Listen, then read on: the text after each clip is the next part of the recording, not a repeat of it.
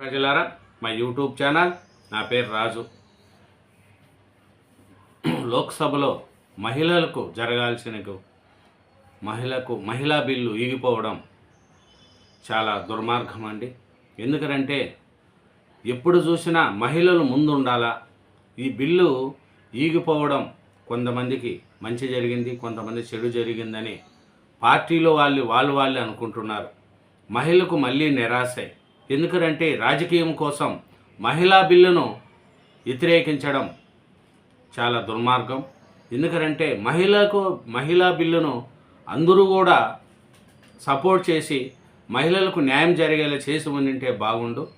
కానీ ఈ BJP NDA కూటమి కూడా కొన్ని రాజకీయంగా మహిళా బిల్లును వాడుకోవడానికి విపక్ష సభ్యులు ఏకమై మహిళా బిల్లును వ్యతిరేకించి దాన్ని నిరాశపరిచారు. ఎందుకంటే ఈ రాజకీయాలు బీజేపీ ఎన్డీఏ వాళ్ళు రాజకీయం చేస్తున్నారు, ఇట్లా విపక్షాలు కూడా రాజకీయాలు వాడుకుంటున్నారు. కానీ మహిళా బిల్లు ఈగిపోవడం నిరాశే. కానీ మహిళా బిల్లుకు మేము అందరము ఎవరు వ్యతిరేకం కాదని అందరూ చెప్తూనే మహిళా బిల్లును మళ్ళీ లోక్సభలో ఈగిపోయినారు. ఏమరంటే బీజేపీలు కూడా మహిళా బిల్లును పెట్టకుండా రాజ్యాంగ సవరణ బిల్లుకు ఆమోదించాలని పెట్టడంతో విపక్షాలని ఏకమైనాయి. దీని మీద ఆమెకు మళ్ళీ నిరాశే. లోకసభలో ఈగిపోయిన 131వ రాజ్యాంగ సవరణ బిల్లు అనుకూలంగా 298 మంది, వ్యతిరేకంగా 230 మంది.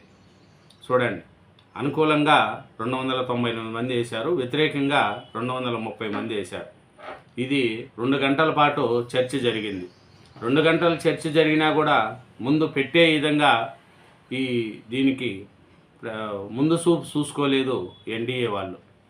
ఎందుకంటే లోక్సభలో మొత్తం సభ్యుల సంఖ్య 540 మంది, ఓటింగ్లో పాల్గొన్న సభ్యులు 528 మంది. బిల్లు ఆమోదం కావాల్సిన ఓట్లు వచ్చి 352 మంది కావాలి. కానీ అనుకూలంగా పడిన ఓట్లు 298, వ్యతిరేకంగా పడిన ఓట్లు 230. చూడండి, మహిళా బిల్లు అని అందరూ చెప్తూనే కానీ మహిళా బిల్లుకు నారీ సారీ లోక్సభలో వీగిన రాజ్యాంగ 131వ సవరణ బిల్లు 352 ఓట్లు కావాల్సి ఉండగా అనుకూలంగా 298 ఓట్లు వచ్చినాయి. బిల్లును వ్యతిరేకిస్తూ ఓటేసిన 230 మంది విపక్ష సభ్యులు. 3/2 మెజార్టీ సాధనలో మోడీ సర్కారు విఫలం. అంటే ముందు చూపు లేదు మోడీ సర్కార్కి. ఎన్డీఏ వాళ్ళకు ముందు చూపుతో దీన్ని ప్లాన్ వేసుకొని మహిళా బిల్లును పెట్టుకొని చేసుకున్నామని ప్లాన్ లేకుండా చేశారు. సవరణతో పాటు మిగతా 2 బిల్లులు కూడా ఉపసంహరించుకున్నారు. మోడీ హయాంలో ఓ బిల్లు ఈగిపోవడం ఇదే మొదటిసారి. 12 సంవత్సరాల టైంలో మోడీ గవర్నమెంట్లో ఒక బిల్లు ఈగిపోవడం అంటే ఇదే మొదటిసారి. మహిళా చట్టం అమలుకు కృషి చేస్తూనే ఉంటామని కేంద్రం చెప్తుంది. బీజేపీ కుట్రలను ఓడించామని విపక్షాలు చెప్తున్నాయి. దీని మీద చూసుకుంటా పోతే ఒక్కొక్కరు విధంగా మాట్లాడుతూ వచ్చారు. ఎందుకంటే ఈ మహిళా బిల్లు విపక్ష విజయం. విపక్షాలన్నీ కలిసి ఈ బిల్లును విజయంగా చేసుకుంటున్నారు. దీని మీద మన రాహుల్ గాంధీ గారు మాట్లాడుతూ రాజ్యాంగంపై దాడిని తిప్పికొట్టాం. దేశ ఎన్నికల చిత్రపటాన్ని మార్చేందుకు ప్రభుత్వ కుతంత్రమే ఈ బిల్లు. మహిళల పేరుతో ఎన్నికల వ్యవస్థను కూల్చే కుట్ర. మోడీ సర్కార్ ప్రవేశపెట్టిన రాజ్యాంగ సవరణ బిల్లుకు మహిళా కోటా బిల్లుకు సంబంధం లేదు. వచ్చే 15 ఏళ్ల దాకా కులగణన ప్రాతినిధ్యానికి సంబంధం లేకుండా చేయాలనే సర్కారు యోచన. ఈ బిల్లును ఎట్టి పరిస్థితుల్లోనూ ఆమోదించం. దేశంలో ఓబీసీలకు ప్రాతినిధ్యం, అధికారం కల్పించేందుకు సర్కారు వెనుకాడుతుందని రాహుల్ గాంధీ గారు చెప్తున్నారు. మోడీ ముసుగు ఈగిందని ప్రియాంక గాంధీ గారు అంటున్నారు. ప్రజాస్వామ్యాన్ని కూల్చే ప్రయత్నం చేశారని మల్లికార్జున ఖార్గే గారు చెప్తున్నారు. దీని మీద కోట్లాది మంది మహిళలకు ద్రోహము అని ఒక మంచి అవకాశాన్ని కోల్పోయామని సీఎం చంద్రబాబు నాయుడు గారు చెప్తున్నారు. బిల్లును ఓడించడంతో దేశానికి గొప్ప అపకారం. ఇంకపై జనాభా ప్రాతిపదికనే సీట్లు పంపిణీ. దీంతో దక్షిణాది రాష్ట్రాల్లో ప్రాతినిధ్యం తగ్గే ప్రమాదకరం. విపక్షాలపై సీఎం చంద్రబాబు నాయుడు గారు మండిపాటు. విపక్షాలు ఏం సాధించాయో ప్రశ్నించుకోవాలని జగన్మోహన్ రెడ్డి గారు కూడా చెప్తున్నారు.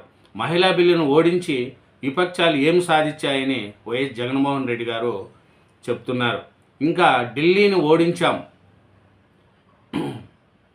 డీలిమిటేషన్ బిల్లు ఈగిపోవడం హర్షణీయం, లోక్సభ స్పీకర్ తమిళుల ఆత్మగౌరవాన్ని దెబ్బతీశారు, తమిళనాడు సీఎం స్టాలిన్ గారు చెప్తున్నారు. దీని మీద ఏంటంటే 12 ఏళ్ల మోడీ పాలనలో రాజ్యాంగ సవరణ బిల్లును సభ తిరస్కరించడం ఇదే మొదటిసారి. ఓటింగ్లో పాల్గొన్న 528 మంది సభ్యులు అనుకూలంగా 298, వ్యతిరేకంగా 230 సీట్లు. ఏమిటంటే మోడీ గారు ఈ 12 సంవత్సరాల్లో ఒక సవరణ బిల్లును సభ తిరస్కరించడం ఇదే మొదటిసారి. ఓటింగ్ షెడ్యూల్ సమయానికి కూడా బిల్లులో అన్ని రాష్ట్రాలకు 50% సీట్లు పెంపు అంశాన్ని చేర్చని ప్రభుత్వం. ఎన్డీఏ వాళ్ళు కూడా రాజకీయము చేశారు. దీన్ని విపక్షాలు గట్టిగా వ్యతిరేకించినాయి. ఏమిటంటే రాష్ట్రాలకు 50% సీట్లు పెంపు అంశాన్ని ఆ బిల్లులో చేర్చలేదు. ఆమోదిస్తామని ప్రతిపక్షాలు హామీ ఇస్తేనే బిల్లులో పెడతామని చివరి గంటలో చెప్పారు మన అమిత్ షా గారు. మహిళలను ప్రధాని చేస్తామని లిఖితపూర్వక హామీ ఇచ్చినా బీజేపీని నమ్మే ప్రసక్తి లేదని ఎస్పీ అధినేత అఖిలేష్ యాదవ్ గారు కూడా చెప్తున్నారు. ఏమిటంటే విపక్షాలు ఒప్పుకోకపోవడంతో ఒరిజినల్ బిల్లుతో ఈ ఓటింగ్లో మొత్తం విపక్ష విజయం.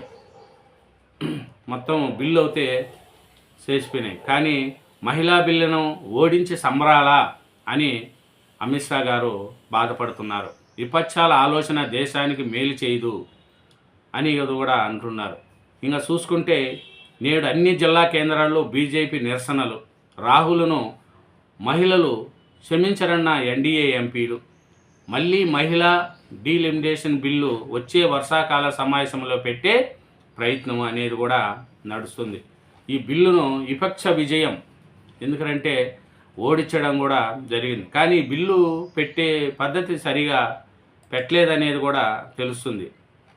ఏదంటే ఎన్డీఏ పాచకకు పార్లమెంటు చెక్, లోకసభలో అరుదైన సందర్భం, ఈగిన 131వ రాజ్యాంగ సవరణ బిల్లు, బీజేపీకి ఊహించిన షాక్, మెజార్టీ కంటే 54 ఓట్లు తక్కువగా పోల్, మహిళా బిల్లు ముసుగులో చేసిన డీలిమిటేషన్ యత్నం ఫెయిల్, ప్రధాన బిల్లు ఈగిపోవడంతో మిగతా రెండింటిని వెనక్కి తీసుకున్న కేంద్రం, మోడీ ప్రభుత్వంలో ఈగిన తొలి బిల్లు ఇదే, కనీస కసరత్తు లేకుండా లోక్సభలో భంగపాటు, ముందు చూపు లేదు, దీన్ని ఎలా చేయాలా, ఏమీ మెజార్టీ లేదే అని ఆలోచించకుండా బిల్లు పెట్టడంలో కూడా కేంద్ర ప్రభుత్వము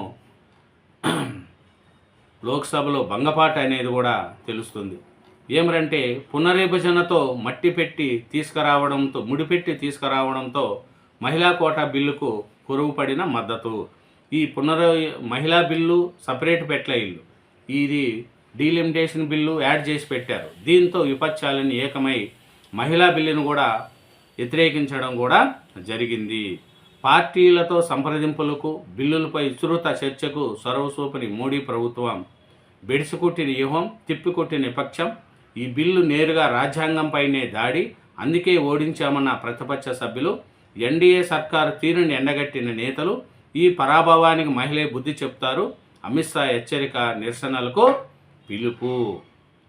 ఇంకా ఏం చేయాలంటే మన కేటీఆర్ గారు ఏం చెప్తున్నారంటే కేంద్రంలో బీజేపీ సర్కారు కుటిల రాజకీయాల వల్లే దేశంలోని మహిళా లోకానికి దక్కాల్సిన రిజర్వేషన్లు వెంటనే దక్కకుండా పోయినాయి. బీఆర్ఎస్తో సహా దేశవ్యాప్తంగా అన్ని రాజకీయ పార్టీలు బిల్లుకు ఏకీగ్రీవంగా మద్దతు పలికినా డీలిమిటేషన్ పేరుతో కావాలని బీజేపీ చిక్కుముడి పెట్టి ఈ బిల్లు విఫలమయ్యేలా చేసిందనేది కూడా కేటీఆర్ గారు చెప్తున్నారు.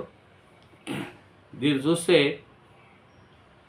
ఆమెకు మళ్ళీ పరాభవం, రాజకీయ కుట్రలో వీగిన మహిళా బిల్లు, 3 దశాబ్దాలుగా ఆడుకుంటున్న పార్లమెంటు. ఇదేనండి ఎన్డీఏ వాళ్ళు వాళ్ళ ప్లాన్తో వాళ్ళు చేశారు, దాన్ని గట్టిగా వ్యతిరేకించారు విపక్ష సభ్యులు. ఎట్లయినా సరే మహిళా బిల్లు వీగిపోవడం అందరికి కూడా బాధాకరం. ఎందుకంటే మహిళలను ఉన్న స్థానానికి తీసుకురావాలనుకుని అన్ని పార్టీలకు కూడా దీన్ని సహకరించినారు. కొన్ని పార్టీలు మహిళా బిల్లుకు ఈ రాజ్యాంగ సవరణ బిల్లు కలిపి పెట్టడం వల్లే ఎన్డీఏ విపక్ష సభ్యులు మేము వ్యతిరేకించినామని చెప్తున్నాయి.